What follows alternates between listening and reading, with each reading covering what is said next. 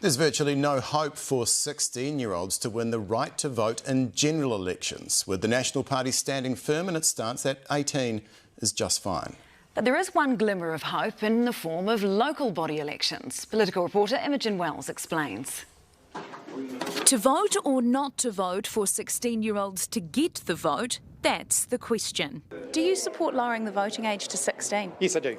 Personally, and even as a 16-year-old, I wouldn't have supported it then. I'd be supportive of that. Psychological evidence is that our young people, adolescents, for young men, not fully functioning. I think there's some 16 and 17-year-olds that are smarter than most of us, to be honest. Legislation for lowering our voting age to 16 will be drafted after the Supreme Court ruled our current voting age, 18, is inconsistent with our right to freedom from age discrimination. National accusing the government of diverting focus. All of this is a real distraction from what a government should be focused on. How do we actually deal with ram raids and violent crime?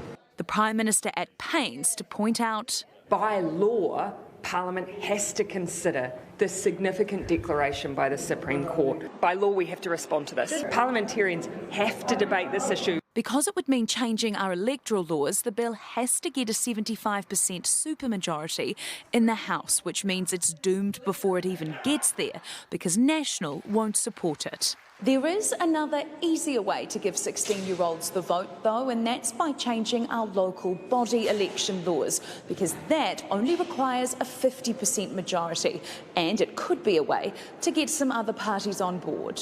I guess you can't do quite as much damage electing a bad council as you can electing a bad government. Yeah, it's been a question that's been put to me. I think we need to work through a bit of advice yet. So voting for local councils could be the perfect platform for 16-year-olds to whip out their ballot box training wheels. Imogen Wells, Newshub.